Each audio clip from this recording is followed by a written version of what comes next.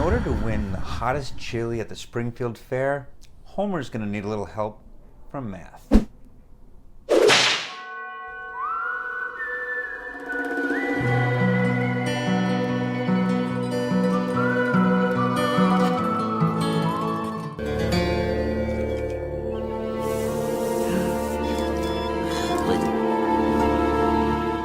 Oh man, he's here.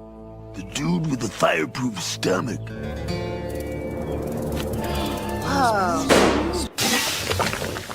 Hello, Chief. Afternoon, Homer. Care for some chili?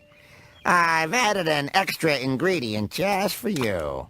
The merciless peppers of Quetzalcoatl. Grown deep in the jungle primeval by the inmates of a Guatemalan insane asylum.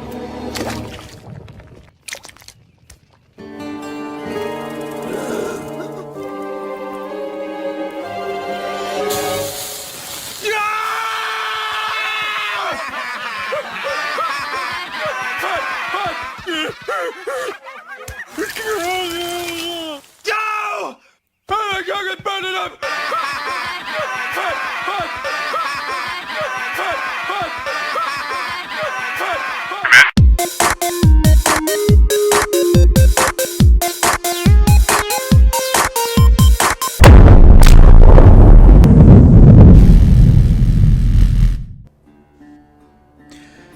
After last year's embarrassment at the chili contest, Homer decided to enter his own chili into the Springfield Country Fair.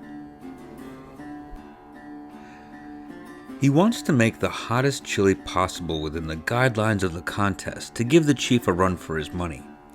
This year, to keep things fair at the fair, the contest now has a flavor rule for the ingredients. Homer's working off of a budget after his wife Marge found out he spent his entire paycheck last month on donuts. Now let's see how to win a chili contest with math.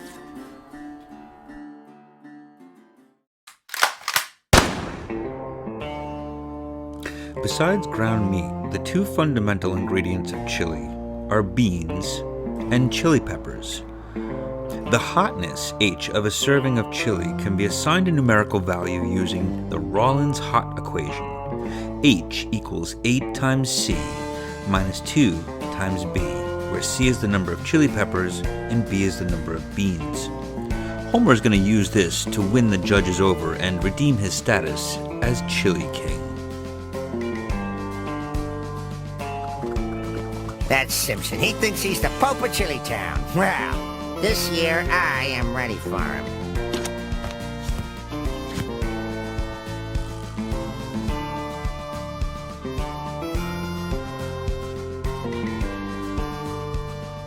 Homer has a few restrictions to deal with in the contest, so the flavor rule says that if any serving of chili must have 5 times the number of chili peppers minus 4 times the number of beans, and that cannot exceed 6.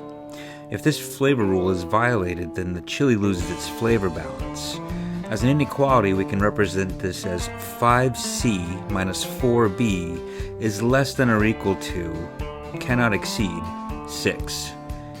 Okay, and so that's the flavor rule inequality, and for graphing purposes, we would solve this inequality for one of the variables. Here we'll solve it for B, and when we graph it, we would shade above this because B is greater than or equal to that expression.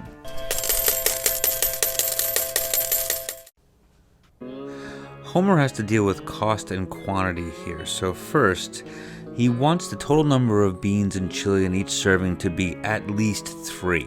So C plus B is greater than or equal to 3. We'll call this the quantity inequality. And he also wants to use the best ingredients on a budget. So the chili peppers cost 1 cent each, and the beans, they cost 8 cents each. So his budget allows for 32 cents per serving.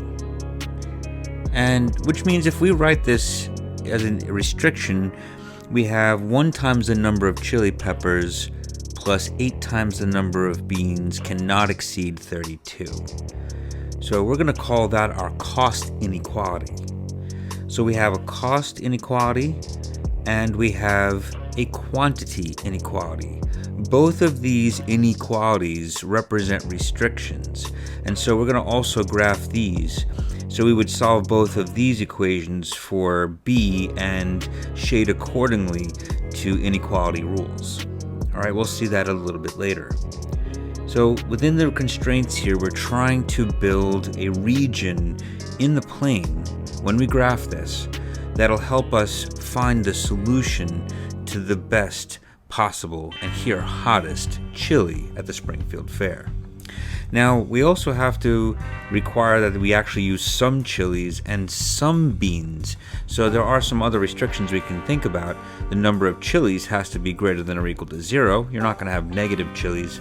And you're also not going to have a negative number of beans. So that'll keep us within the first quadrant of our graph. And so that'll sort of simplify things for us. Our solution will be somewhere in the first quadrant of the graph.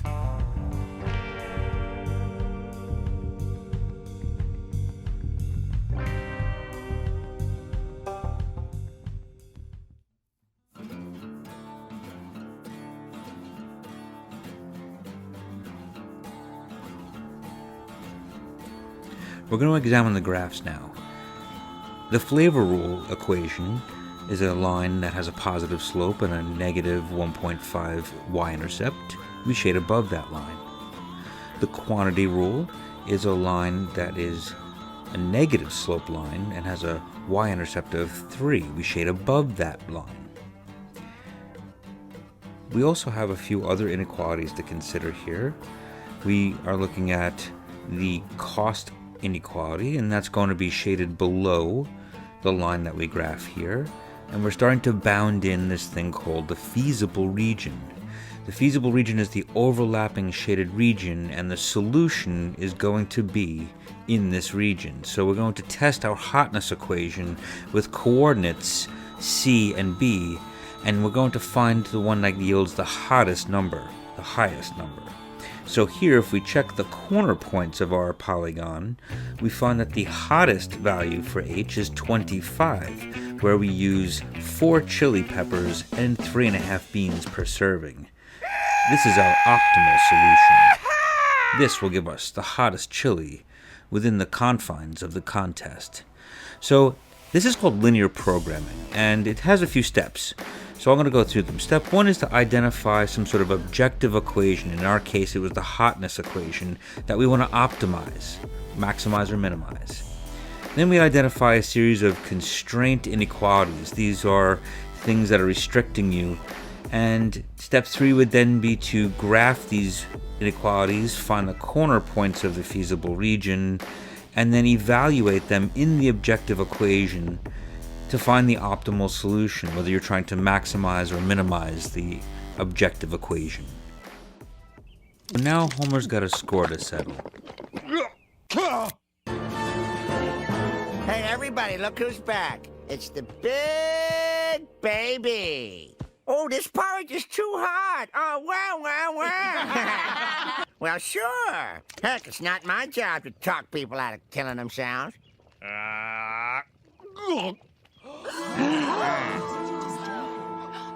North, please.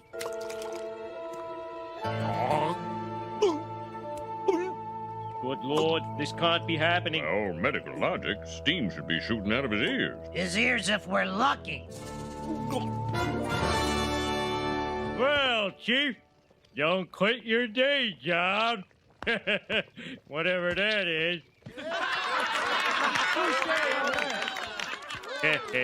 My finest hour. Homer won the chili contest that year. Buster, do you need some help? Let him go, Ralph. He knows what he's doing.